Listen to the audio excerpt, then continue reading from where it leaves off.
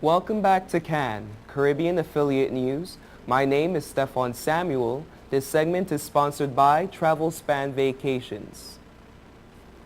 The Washington Post Company agreed on Monday to sell its flagship newspaper to Amazon.com founder and chief executive Jeffrey P. Bezos, ending the Graham family stewardship of one of America's leading news organizations after 4 generations. Bezos, whose entrepreneurship has made him one of the world's richest men, will pay $250 million in cash for the Post and affiliated publications to the Washington Post Company, which owns the newspaper and other businesses. Seattle-based Amazon will have no role in the purchase. Bezos himself will buy the news organization and become its sole owner when the sale is completed, probably within 60 days. The Post Company will get a new and still undecided name and continue as a publicly traded company without the newspaper. Post Company Chairman and Chief Executive Donald E. Graham and Post publisher Catherine Weymouth, his niece, broke the news of a sale to a packed meeting of employees at the company's headquarters in downtown Washington on Monday. The mood was hushed and several veteran employees cried as Graham and Wayward took turns reading statements and answering questions. Bezos, who is 49 years old, will take the company private, meaning he will not have to report quarterly earnings to shareholders or be subjected to investors' demands for ever-rising profits as the publicly traded Washington Post is obligated to do now. As such, he will be able to experiment with the paper without the pressure of showing an immediate return or any investment. Indeed, Bezos' history of patient investment and long-term strategic thinking made him an attractive buyer, Wayward said.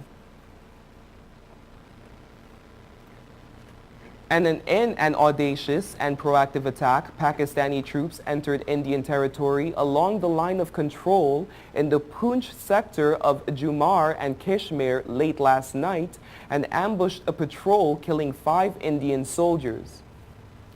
The issue rocked Parliament today, with members in both houses demanding a strong response from the government. Both the Lok Sabha and Rajya Sabha were adjourned until noon. Chief Minister Omar Abdullah tweeted, "I was briefed early this morning about the news that 5 of our soldiers had been killed in the Lok. My heartfelt condolences to the next of their kin. These incidents don't help efforts to normalize or even improve relations with Pak and call into question the Pak government's recent overtures," he said. The incident could cast a shadow of the resumption of the Indo-Pak dialogue process. Prime Minister Manmohan Singh and his Pakistani counterpart Nawaz Sharif are slated to meet in New York next month on the sidelines of the UN General Assembly session. The incident comes hours after BSF Jawan was injured in firing from across Indo-Pak border in Samba district of JK. The Pakistani troops had used mortars, RPGs, and heavy machine guns, leading to heavy firing exchanges. Pakistani troops opened small arms firing on Indian posts in forward area to Lok in Poonch district on the late of July 22nd.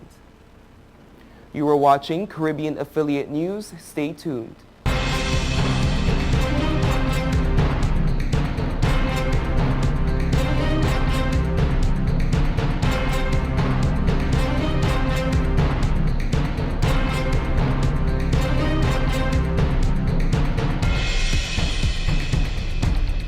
I can't believe your mom let you take your car out. This is awesome. It's time to grow up. You're crazy. Little while Go faster. Stop. It'll all be alright. I raised my son to be careful, Hey, sweetie. Hey, Mom. but just to be safe, So don't you worry. I got a Subaru. Love. It's what makes a Subaru a Subaru. Coleman Subaru, 1710 North Alden Avenue, Ewing, New Jersey, or colemansubaru.com. Lavaman say it's all about the food. August the 10th. Foreigners welcome to the land of oil dung. Beers and strong rum, girls hot and can done.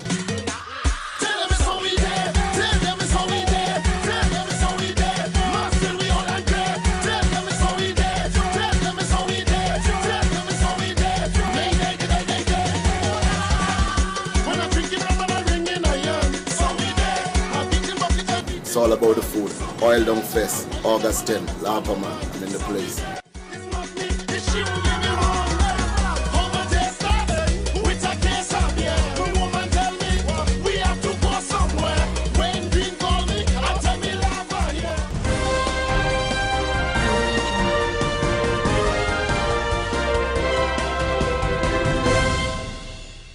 Welcome back to CAN, Caribbean Affiliate News. My name is Stefan Samuel, and this segment of the news is sponsored by Clear. The military trial of U.S. Army official Nidal Hasan, charged with killing 13 people at an Army post in Texas State, is set to begin on Tuesday. Hasan does not deny that he carried out the November 2009 rampage at Fort Hood, one of the worst mass shootings in U.S. history. 13 officers from around the country who hold Hasan's rank or higher will serve on the jury for a trial that will likely last 1 month and probably longer. The former U.S. Army psychiatrist has twice dismissed his lawyers and now plans to represent himself at the trial. He has suggested he wanted to argue the killings were in defense of others, namely members of the Taliban fighting Americans in Afghanistan. The trial judge, Colonel Tara Osborne, has so far denied that strategy.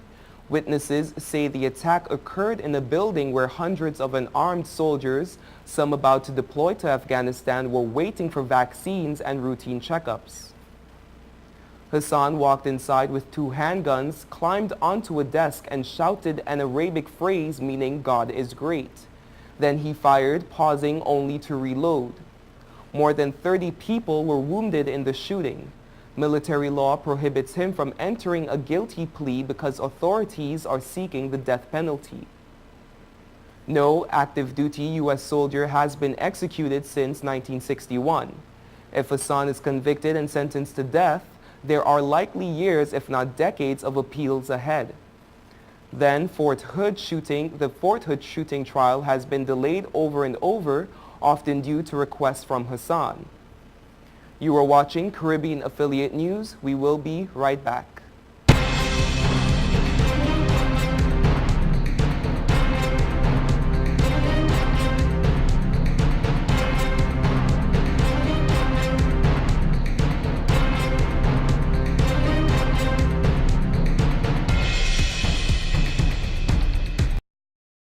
Hey, excuse me. If you see me smiling, that's 'cause I'm chilling on Total Caribbean Network.